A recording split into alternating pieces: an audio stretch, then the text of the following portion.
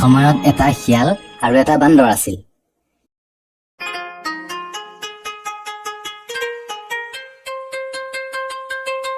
সিহঁতে দুয়ো সখী পতাই হেঁপাহ পলুৱাই খাই ফুৰিবলৈ আলচ কৰিলে।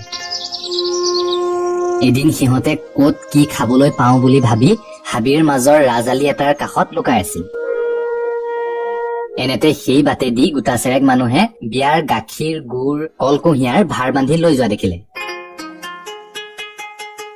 তাকে দেখি শিয়ালে বান্দৰক কলে, সখী, সেই মানুহকেইটাই লৈ যোৱা বস্তুবোৰ খাব লাগিব।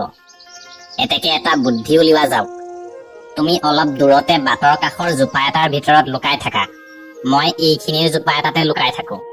সিহঁত যেতিয়া আহি আমাৰ ওচৰ পাবহি, মই মাতিম হোৱা আৰু তুমি মাতিবা খোৱা। দেখিবা সিহঁতে হঠাৎ আমাৰ হোৱা খোৱা শুনিলে ভয় খাই বস্তু পেলাই লৰ মাৰিব। বান্দৰ আৰু শিয়ালে এই বুদ্ধি আলচি লুকাই থাকি মানুহকেইটা আহি ওচৰ পালত হোৱা হোৱা আৰু খোৱা খোৱা কৰিবলৈ ধৰিলে।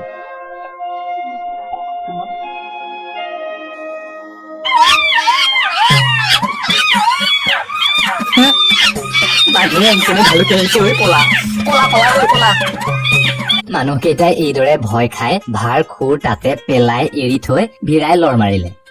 মানুহকেইটা পিয়াপি দি লৰ মৰা দেখি শিয়াল আৰু বান্দৰে ৰঙত দেও টোপাল পাৰি ভাৰৰ বস্তুবোৰ লৈ গৈ হাবিত সোমোৱালে।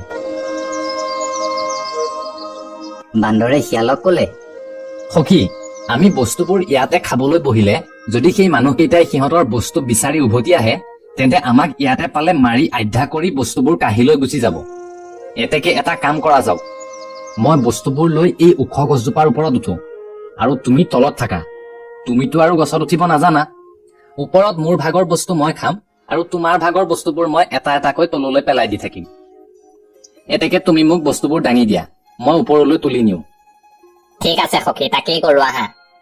এই কথাত শিয়াল মান্তি হৈ বস্তুবোৰ দাঙি বান্দৰক দিবলৈ ধৰিলে আৰু বান্দৰে তুলি নি গছৰ ফেৰেঙনিত থবলৈ ধৰিলে।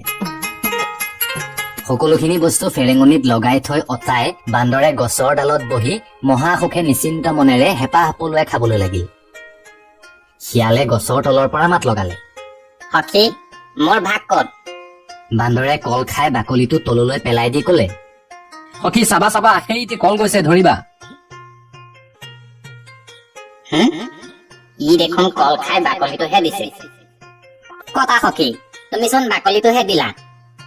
হয় নেকি? বাকলিটোহে গল নেকি? ৰবা ৰবা, এইবাৰ দি আছো ৰবা। ইয়াৰ পিছত গাখীৰ খাই চুঙা আৰু টেকেলি তললৈ পেলাই দি কলে, সখী, এইবাৰ তোমাৰ ভাগৰ গাখীৰ গৈছে, ধৰিবা। ই দেখোন গাখীৰ খাই সুদা চুঙা আৰু টেকেলিহে মোলৈ দিছে। কতা সখী, তুমিচোন সুদা চুঙাটোহে দিলা। হয় নেকি? ৰবা, এইবাৰ কুঁহিয়াৰ দিছো, ধৰা। এইদৰে বান্দৰে শিয়ালক ফাঁকি দি সকলোবোৰ বস্তু খোৱা দেখি শিয়ালে খঙত গছৰ গুৰিকে কামুৰি আৰু মাটি আচুৰি পিচুৰি মনৰ দুখ মনতে লৈ তাৰ পৰা গুচি গল।